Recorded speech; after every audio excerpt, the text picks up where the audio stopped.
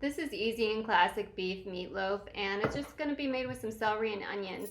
You can use any other vegetables that you like, but first we're going to start off making a simple sauce, and this is ketchup, mustard, and brown sugar. Just going to mix this up. The brown sugar, the sugar helps caramelize the meatloaf at the end when you broil it on. It's also just a good dipping sauce. You can use a pre-made sauce or barbecue sauce too. Like I said, I'm just using celery. I'm going to cut off the top ends and dice this up pretty fine. I am going to saute it to make it even softer. You don't have to do it if you cut it up small enough, but we're going to saute it in this video. And the middle of my onion is rotten, so I'm going to cut that out. The rest of the onion's still good. Cut up that too. Proportions, it doesn't really matter. Don't get caught up in proportions. So that's what the recipe is written for, is that amount of celery and onions, but I'm just going to use it all. So vegetable-wise, you could use zucchini, peppers, carrots, like whatever, mushrooms, whatever you want meatloaf. But again, this is just a very simple onion and celery.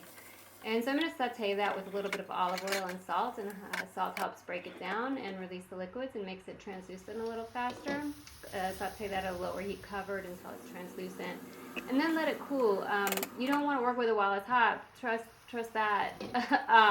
So let it cool, and then when you move on to make your meatloaf, you're going to start off with 1 egg per pound. So we're going to beat 2 eggs in a bowl, and then you're going to add the salt and the pepper and the panko breadcrumbs or regular breadcrumbs. Panko is going to make a softer meatloaf or a more delicate meatloaf, moister, I guess. Oatmeal would be, you could do pulverized oatmeal for gluten-free meatloaf, but that would also be a little denser. And to mix all the ingredients up, salt, pepper, breadcrumbs, and vegetables. Try not to overwork it too much because you don't want it to be too dense. You still want it to be a little bit light and airy. I got the oven going at 375, and I've got an aluminum lined sheet pan. You can cook it on silicone if that makes you, if you're more health conscious. Also parchment paper will go in at 375. You could use a meatloaf pan. I'm going to make this into a rectangle. Bake it for about 45-50 minutes. The internal temperature of meatloaf should be about 160, but we're going to take it out a little bit before because I want to broil on the sauce. Don't worry about that gooey stuff that leaches out of meat. That's just a natural denaturing process where the proteins mix with the water, and that's just what happens. It's actually safe to eat, just nobody wants to eat it, right?